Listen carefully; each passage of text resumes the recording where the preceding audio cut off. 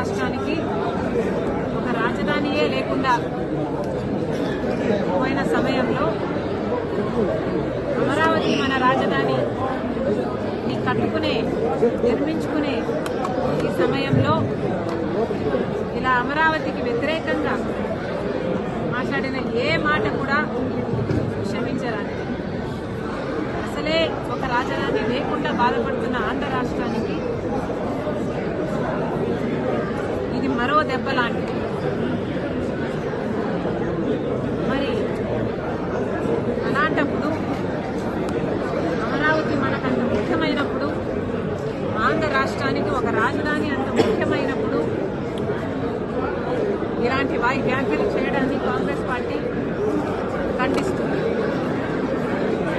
ఒక పార్టీకి చెందిన ఒక మీడియా హౌస్, వైసీపీ పార్టీకి చెందిన సాక్షి మీడియా హౌస్ లోని ఒక యాంకరు, వాళ్ళు పిలుచుకున్న ఒక గెస్ట్ స్పీకరు ఇద్దరూ కలిసి అమరావతి వేశ్యల రాజధాని అని వ్యాఖ్యానించడం చాలా చాలా దురదృష్టకరం.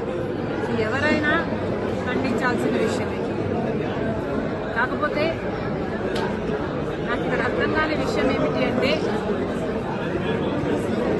ఇది ఇంత ముఖ్యమైన పొలిటికల్ అంశం అయినప్పుడు, అంతేకాదు ఒక సోషల్ ఇష్యూ, ఒక పొలిటికల్ ఇష్యూ అయినప్పుడు ఇంత పెద్ద విషయంలో ఒక పొరపాటు జరిగితే మరి ఒక పొలిటికల్ పార్టీ అయినా ఒక మీడియా హౌస్ అయినా క్షమాపణ చెప్పడము కామన్ డెకోరం. అలాంటిది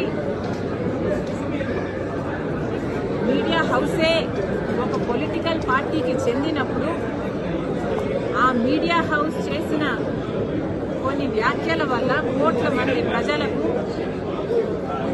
ఆవేదన కలిగినప్పుడు ఆ మీడియా హౌస్ అయినా ఆ పొలిటికల్ పార్టీ అయినా క్షమాపణ చెప్పాలి.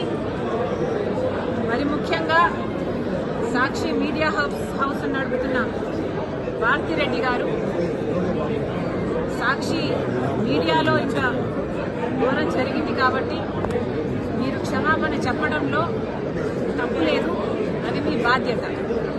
మనం చిన్న పిల్లలకు కూడా నేర్పిస్తాము, ఒక తప్పు చేస్తే తప్పైంది సారీ అని చెప్పునానా అని చెప్తాము. మరి అలాంటప్పుడు ఒక తప్పు జరిగినప్పుడు సారీ చెప్పుకోవడంలో, సారీ చెప్పడంలో నామోషి లేదు.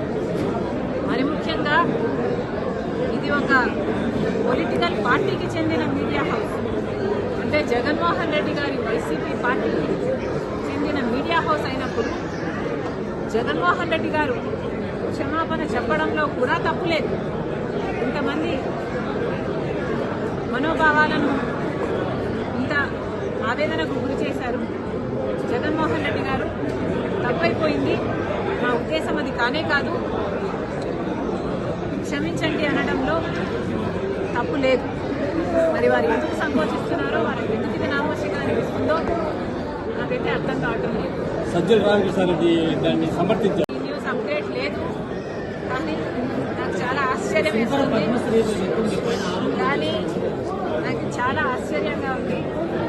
ఎవరైనా నేను ఇది సమర్థించకూడదు, ఇది నిజంగానే ఖండించాల్సిన విషయం. నన్ను అడిగితే క్షమాపణ కూడా చెప్పాల్సిన విషయం.